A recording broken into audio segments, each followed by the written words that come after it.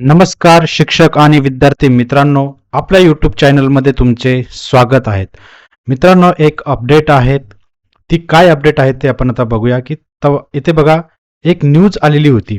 सकाळ वृत्तसेवेने एक न्यूज दिलेली होती.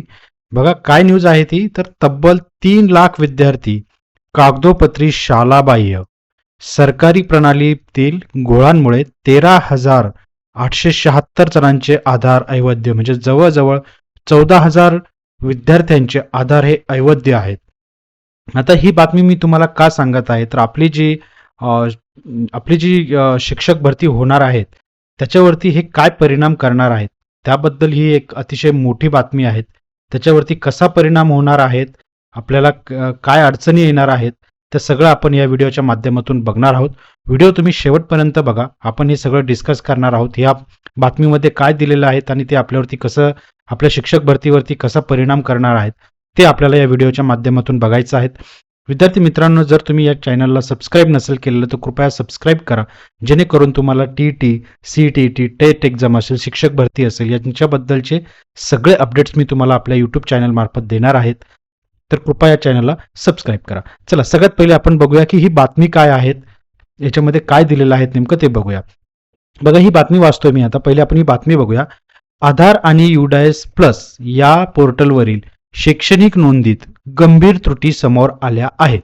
यात आधार कार्ड अद्ययावत नसलेले शहरातील तब्बल 2,96,778, म्हणजे जवळजवळ 3 लाख विद्यार्थी शाळाबाह्य ठरण्याची भीती आहे.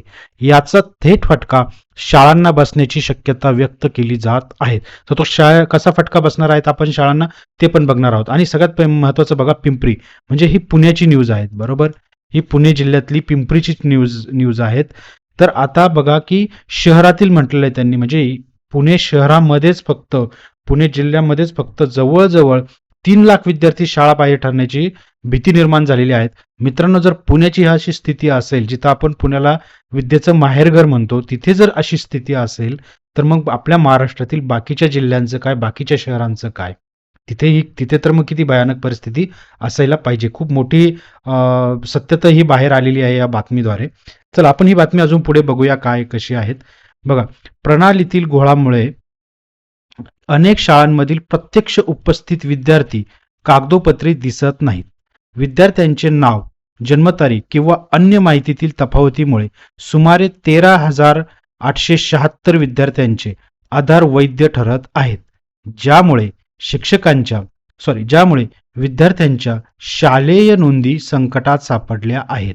परिणामी लाखो विद्यार्थी शाळाबाह्य किंवा अवैध ठरण्याचा धोका निर्माण झाला आहे. विद्यार्थ्यांची संख्या लक्षात घेऊन संच मान्यता करण्यात येते. सगळ्यात महत्वाचा पॉईंट मित्रांनो, जे आपले शिक्षक भरती आहे त्याच्यातला सगळ्यात महत्वाचा पॉईंट, की विद्यार्थ्यांची जी शाळेमध्ये विद्यार्थ्यांची संख्या आहे ती पटसंख्या लक्षात घेऊन संच मान्यता करण्यात येते. बरोबर, तर आता तो सगळ्यात महत्वाचा पॉईंट इथं मांडला गेला आहे. पुढे आपण वाचूया. सर्व शाळांमधील विद्यार्थ्यांची आधार कार्डच्या आधारे नोंदणी केली जात आहेत. आता नोंदणी केली जात आहेत मित्रांनो. पण आता आपली जी ही पोर्टलची जी भरती आहे तिला ह्या भरतीने वेग घेतलेला आहे, आणि हे जे काही संच मान्यता होणार आहेत तर त्याच्या अगोदर आपल्याला शाळेंचा पट बघायला लागणार आहे. पण जर असं असेल तर ह्या आधार नोंदणी कधीपर्यंत कंप्लीट होणार आहेत, आणि त्याचा खरंच ऍक्च्युअल जो डेटा आहे किंवा ऍक्च्युअल जो नंबर असणार आहेत, खरा जो नंबर असणार आहेत, तो खरंच सरकारच्या लक्षात येईल का? तोपर्यंत हे सगळ्या नोंदणी कंप्लीट होतील का? याच्यावरती मोठा प्रश्नचिन्ह निर्माण झालेलं आहे. चला, आता काही जे आराखडा समितीचे सदस्य असतील किंवा काही पालक असतील, शाळेचे मुख्याध्यापक असतील किंवा जे प्रशासन अधिकारी असतील, त्यांचं काय म्हणणं आहे या डेटाबद्दल किंवा याच्याबद्दल, आपण ते जाणून घेऊया आणि मग आपण पुढे बघूया की या बातमीचा खरंच कसा परिणाम होणार आहे. ओके, आता इथे बघा की जे महेंद्र गणपुले, सदस्य राज्यसभा अभ्यासक्रम आराखडे समितीचे आहेत, ते काय म्हणतायत, विद्यार्थ्यांच्या माहितीतील चूक दुरुस्त केली नाही तर पुढील काही वर्षात हजारो विद्यार्थी शिक्षणापासून वंचित राहतील. अतिशय गंभीर बाब आहेत. मुख्याध्यापकांनी आपापल्या शाळांमधील विद्यार्थ्यांच्या आधारबाबत हरकती नोंदवाव्यात. मग एवढ्या दिवसामध्ये हे खरं व्हायला पाहिजे होतं. ही खरंच म्हणजे मोठी बाब आहे. चला, आपण पुढे बघूया. निलेश गायकवाड, जे माननीय निलेश गायकवाड मुख्याध्यापक आहेत, जिजामाता माध्यमिक विद्यालय भोसरी येथील, पुण्यातील हे एक भोसरी एक एरिया आहेत, एक जागा आहेत, तिथलं गाव आहेत. त्या गावातले एक जिजामाता माध्यमिक विद्यालय आहेत आणि तिथले मुख्याध्यापक आहेत. त्यांचं काय म्हणणं आहे बघूया. आधार कार्ड नाही, कारण त्यांचे आईवडील किंवा कुटुंबातील कोणीही आधार प्रक्रिया पूर्ण करण्यासाठी उपस्थित नाही. शिकत असूनही सरकारी नोंदीत शालाबाह्य. प्रत्यक्षात या मुलींना आम्ही शाळेत प्रवेश दिला आहे. त्या नियमित शिकत पण आहेत. मात्र आधार कार्ड नसल्यामुळे सरकारी प्रणालीत त्या शालाबाह्य म्हणून दाखवल्या जात आहेत. अतिशय गंभीर बाब आहे. जर त्या मुली शिक्षण घेत आहेत आणि त्यांचं फक्त आधार कार्ड नाही आहेत म्हणून त्या शालाबाह्य ठरवल्या जात आहे, त्यांच्यावर पटावर नोंदणी नाही याचा अर्थ. मग असंच करून तर चालणार नाही. ही खरंच मोठी गंभीर बाब आहे. त्यामुळे त्यांना अनेक योजनांचा लाभ मिळत नाही. हे तर म्हणजे काय, की आधार कार्डची नोंदणी नाही आणि त्या शाळाबाह्य आहेत म्हणून त्यांना त्या योजनांचा लाभ पण मिळत नाही, असं हे मुख्याध्यापक सांगत आहेत. आणि त्यांचे आई वडील हे आधार कार्डची प्रक्रिया पूर्ण करण्यासाठी उपस्थित नाही आहेत. ही पण अगदी मोठी बाब आहे. चला, एक पालक काय म्हणतात ते पण बघूया आपण. पालकांचं ऐकून घेऊया. पालक म्हणतात की माझा मुलगा रोज शाळेत जातो, पण शिक्षक म्हणतात की त्याचे नाव UDAS प्लस मध्ये दिसत नाही, कारण आधार अपडेट झालेले नाही. मग तो पुढे परीक्षा देणार का? त्याला शिष्यवृत्ती मिळणार का? आमच्या हातावरचे पोट आहे.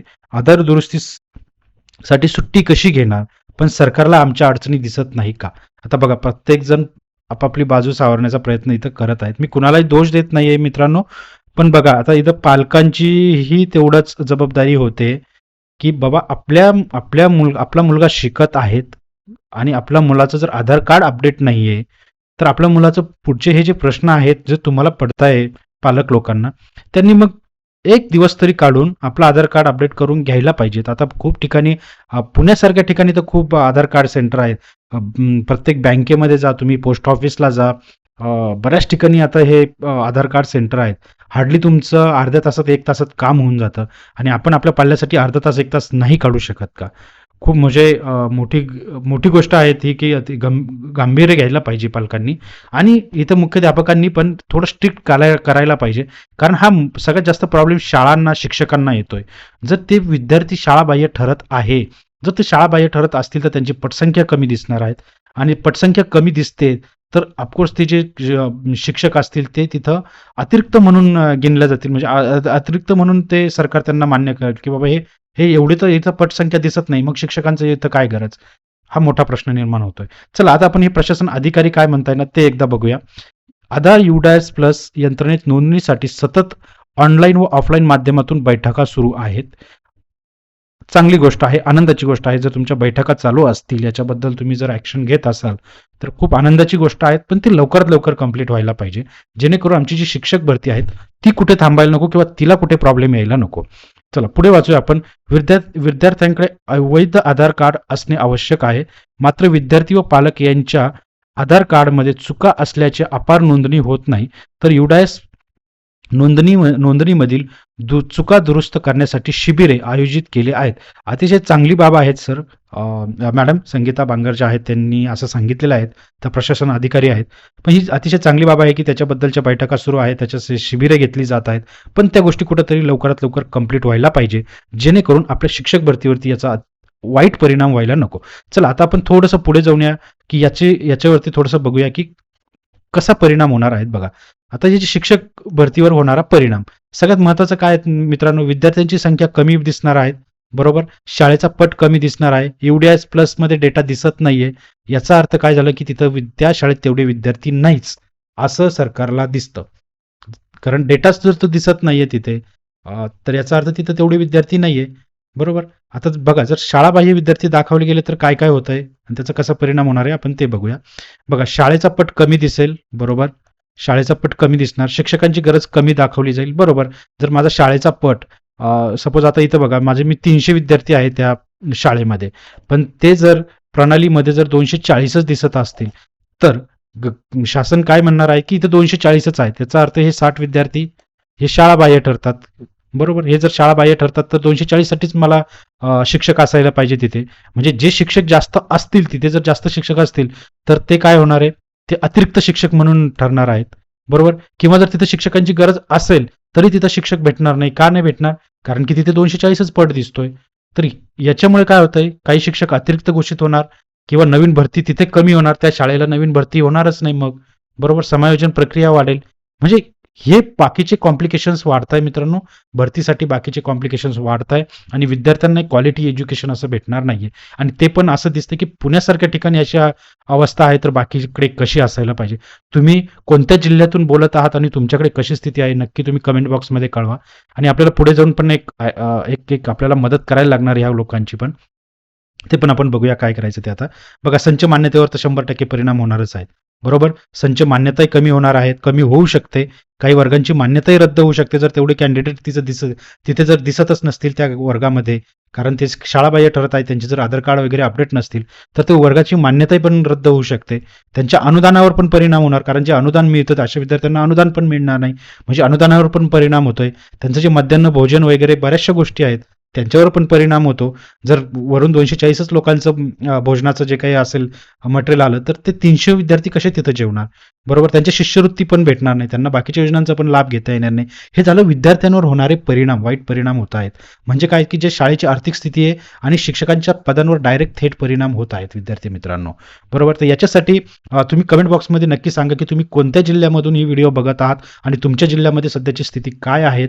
आणि तिथे जेवढं पॉसिबल होईल मित्रांनो, एखाद्या 2 शाळेला व्हिजिट करून त्यांना सांगा, मुख्याध्यापकांना सांगा, सर प्लीज ज्यांचं नसेल त्यांचं आधार अपडेट करा, जेणेकरून तिथं पटसंख्या दिसेल आणि जर तिथे गरज असेल तर तिथं शिक्षक भरती होईल. खूप महत्त्वाचं आहे. आपल्या सगळ्या मित्रांना, बाकीच्या मित्रांनाही त्याची हेल्प नक्की होईल.